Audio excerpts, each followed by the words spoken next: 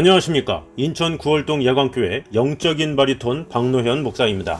오늘은 계속해서 구약에 나타난 족보가 예수님에게까지 어떻게 이어지는가에 대해 보도록 하겠습니다. 아담과 하와는 에덴 동산에서 쫓겨나 가인과 아벨이라는 아들들을 낳았습니다. 2절에서 아벨은 양치는 자고 가인은 농사하는 자라고 이야기하고 있습니다. 가인은 먹을 것을 위해 농사짓는 아담의 기업을 물려받았고, 아벨은 입을 것을 위해 양을 기르고 그것을 죽여 가죽을 벗기고 그것으로 곡식을 바꾸어 가며 살아갔던 것입니다. 그리고 세월이 지난 후에 가인과 아벨은 제사를 하나님께 드립니다. 이 제사는 장차 있어야 할 구원에 대한 예표이기에 금단의 열매를 먹어버린 아담과 하와에게는 제사권을 주시지 않았습니다. 그들의 자손인 가인과 아벨 이후의 사람들은 그 조상이 어떻게 죄를 지었는가를 기억하고 하나님의 구원 계획을 믿음으로 기다리게 하기 위하여 제사를 드리도록 한 것입니다. 그러나 하나님은 아벨의 제사는 받으시고 가인의 제물은 받지 않으셨습니다. 그렇다면 그 이유가 무엇일까요? 어떤 사람은 아벨은 생명을 드렸고 가인은 생명을 드리지 않아서 안 받았다고도 하는데, 생명으로 치자면 동물이나 식물이나 모두 같은 생명입니다.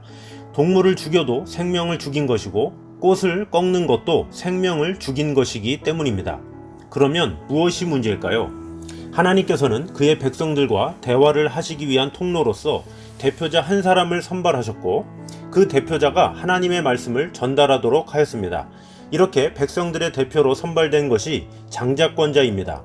이 장자권자는 백성들의 소원을 모아서 하나님께 아뢰고 하나님의 말씀을 백성들에게 전달하는 대변인이 되었습니다. 이렇게 인류에서 최초의 장자권자로 임명된 사람이 바로 아담의 장자였던 가인이었습니다. 이 장자권자를 한자로는 형이라고 표현했는데, 이는 곧 입구자에 사람 인자를 쓴 것으로 말하는 사람, 즉 대변인이라는 뜻입니다. 그래서 창세기 4장에 보면 하나님은 가인과만 대화하셨던 것을 알 수 있습니다. 그러므로 하나님의 지명을 받은 장자의 책임은 막중한 것이었습니다. 우리가 보통 축복한다 할 때 축을 쓰는데, 여기서 보일시는 하나님을 의미합니다.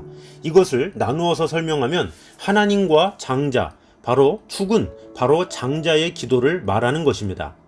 이렇게 장자권자를 받은 장자에게는 하나님을 대신해서 아우들을 잘 보살피고 돌보고 그들을 헌신적으로 사랑하라는 사명이 주어진 것입니다. 그러나 하나님의 명령을 부당한 것으로 여기고 동생을 돌보기는커녕 죽인 것이 바로 죄인 것입니다.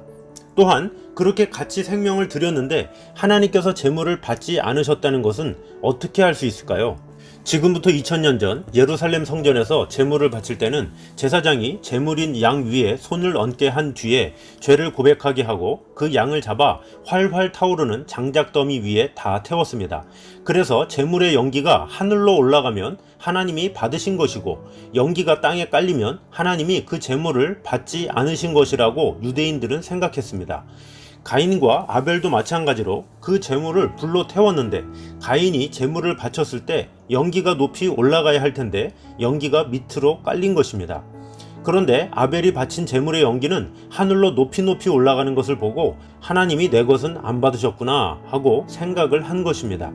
이런 이야기가 나온 근거는 제물을 바친다는 말이 히브리어로 올라인데, 이 말은 올라간다라는 뜻이기 때문입니다.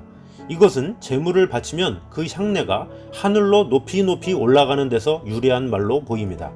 장자권자를 통해 대화하셨던 하나님은 가인과 아벨의 사건으로 인해 이제는 모든 사람과 대화하시기로 작정하셨고, 그 일은 예수님께서 자신의 피로 속죄의 제사를 완성하는 때까지 미루어 놓으셨습니다.